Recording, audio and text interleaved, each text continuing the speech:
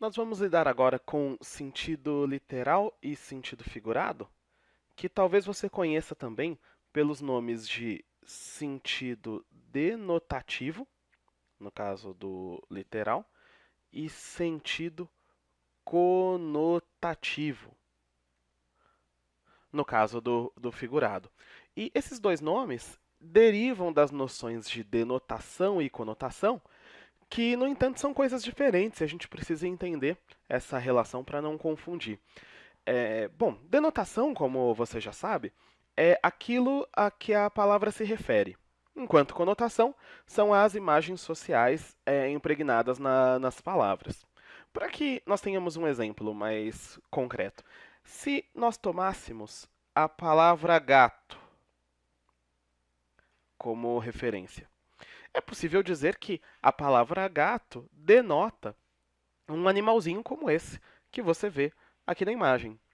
E por conta da relação que as nossas sociedades têm com o gato é um animal de estimação, o gato conta com o nosso afeto, o gato é tido como bonito.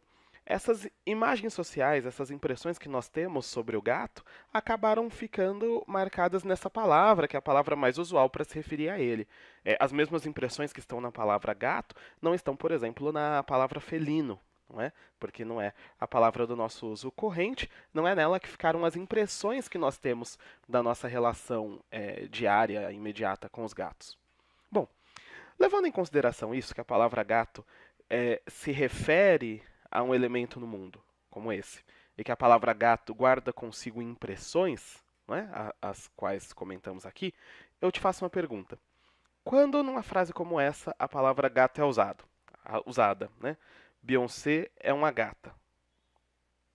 Você diria que nós levamos em conta mais a denotação da palavra gato ou mais as impressões que a palavra gato carregam consigo? Bom, é por isso que o sentido figurado é também chamado de sentido conotativo, porque ele advém, sobretudo, das impressões que as palavras carregam. É dessas impressões de o gato ser belo, de o gato ser querido, que se usa a palavra gato ou gata para se referir a uma pessoa bonita, como nessa frase. Bom, tendo isso em mente, vamos passar para os dois modos básicos de se construir o sentido figurado, o sentido conotativo. O primeiro caso é quando o sentido conotativo se baseia numa relação de semelhança. E o segundo caso é quando o sentido conotativo, o sentido figurado, se baseia numa relação de proximidade conceitual. Vejamos um exemplo de cada caso, recorrendo aqui primeiro a um trecho da canção Desde que o Samba é Samba, composição de Caetano Veloso.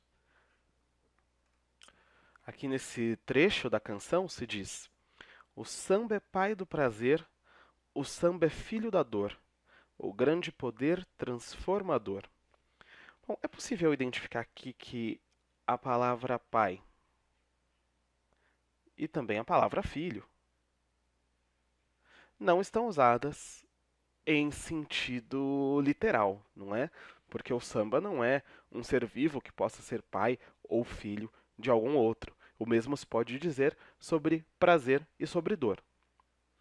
No entanto, é possível, considerando o contexto aqui, em que se faz um elogio ao samba, em que se trata do samba, identificar semelhanças entre o samba e um pai, entre o samba e um filho.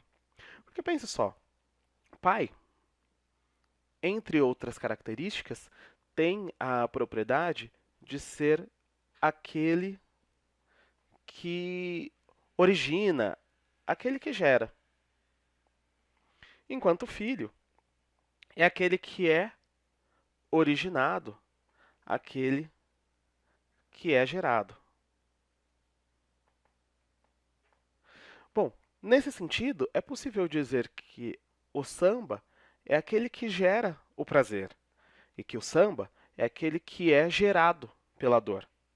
Se nós levamos em conta que o samba é uma manifestação cultural da população negra, inicialmente, uma população que nos sambas muitas vezes canta suas amarguras, canta suas tristezas decorrentes da história do país, o samba é gerado pela dor. Mesmo um samba alegre pode ser visto como uma consequência de se buscar extravasar, de se buscar superar o sofrimento, para que aí sim o samba seja aquele que gere o prazer, aquele que faça as pessoas felizes. Então aqui é possível dizer que o sentido figurado foi baseado numa relação de semelhança. Porque assim como um pai gera um filho, o samba gera o prazer. Assim como um filho é gerado por um pai, o samba é gerado pela dor. Então são relações de semelhança.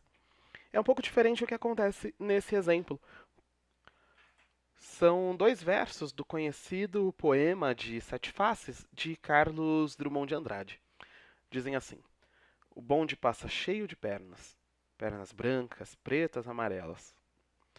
Quando aqui o poeta faz referência a pernas, nós somos levados a pensar que essas pernas integram a um todo maior, que são as pessoas, afinal de contas. As pernas são apenas parte do corpo delas. Então o que acontece? Pensar nesse conceito, pernas, nos leva a pensar nesse outro conceito, pessoas, a ponto de que ele não precise dizer o bonde passa cheio de pessoas. Ele quer destacar uma parte do corpo dessas pessoas, que são as pernas, e aí, por uma relação de proximidade conceitual, uma coisa pode substituir a outra. Como assim? Os conceitos de perna e pessoa são conceitos tão próximos que aqui eles puderam se substituir. Ao afirmar pernas, nós pensamos não apenas em pernas, mas nas pessoas como um todo. E aí, nós temos os dois grandes modos de se construir o sentido figurado, o sentido conotativo, que é basear-se na relação de semelhança ou substituir um conceito por outro que é próximo a ele. Bom, os exercícios que seguem exploram essas maneiras de construir o sentido figurado. Peço que você faça e nós voltamos a conversar já.